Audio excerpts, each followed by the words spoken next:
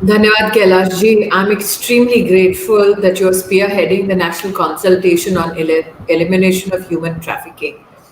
My association with Sri Kailash Satyarthi goes back 2 decades, and I've had the privilege of witnessing him spearhead many and agencies, many legislative pieces and deliberations across the globe which seek to protect our vulnerable children. Today, as you come together to discuss the trafficking bill that is being proposed by the Government of India under the leadership of the Honorable Prime Minister, there are certain elements about the bill that I'd like to highlight with Kailashji's permission and those who are part of this August audience.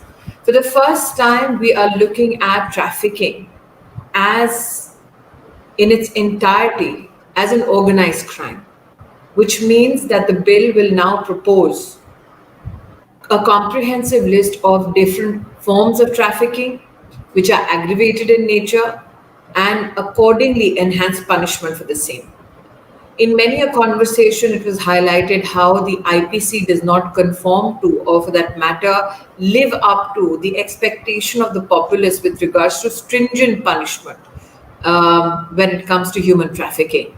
I'm happy to share with the audience that in our conversation with the Ministry of Home Affairs, we are assured that appropriate amendments to IPC will also be made to complement the seriousness with which the government proposes the trafficking bill.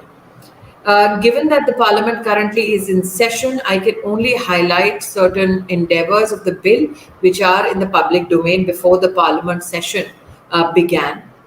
The important one aspect that I'd like to flag is the issue of mandatory reporting and punishment for those who omit mandatory reporting or neglect to mandatorily report a case of trafficking when it unfolds before them.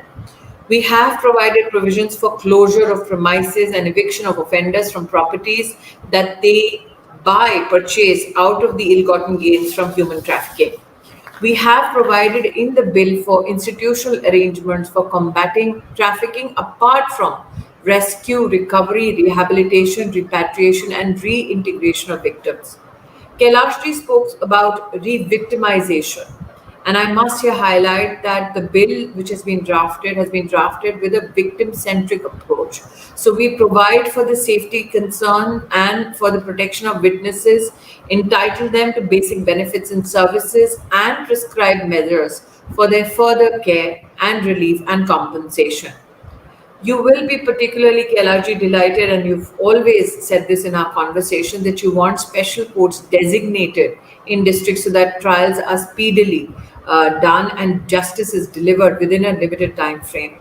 That also has been proposed within the exacts of the bill that is now in public domain. We taking into account the gravity of the offences that come under this bill. And also, Kailashji, as you have said, re-victimization is a challenge. We have taken into consideration the special vulnerability of victims of trafficking to secondary and re-victimizations, and hence have provided added provisions for their security and those that of witnesses and complainants, so that the ecosystem in its entirety protects even those citizens who step up to help women and children who are victims of trafficking. I am hopeful that the national consultation will bring to fore many concerns and solutions that can be added in the processes that will ensue. Many of you have been witness to the fact that under the Prime Minister's leadership, under the Nirbhaya Fund, for the first time, the Government of India has monetarily provided support to every state government to ensure that every district has an anti-human trafficking unit specially dedicated to this cause. Additionally, we have ensured that we enhance help desks across the country insofar as those police stations that are still uncovered, women help desk now are mandatorily and monetarily supported under the Nirbhaya Fund.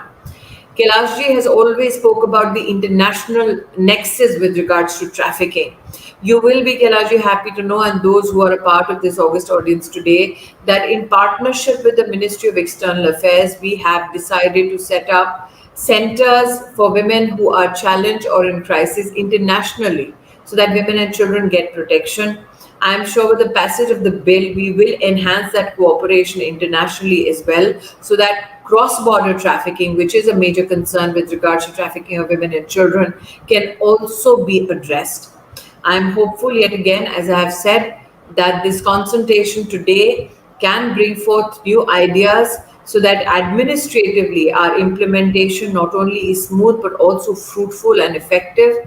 I must here, on a different note, thank the Bachao Andolan, because during the pandemic, I had given a public appeal to Kailash ji that if there are any orphans that come to your notice, do inform the National Commission for Protection of Child Rights. And Kailash ji Bachpan Bachao Andolan has diligently done so. I am grateful for that support to the NCPCR and the Ministry of Women and Child Development. I can only wish you success in all your endeavors, because in your endeavors lies the protection of our vulnerable children, lies the protection of not only their rights but their aspirations and their dreams for the future. Grateful for your participation and hopeful that this support is continued in the times to come.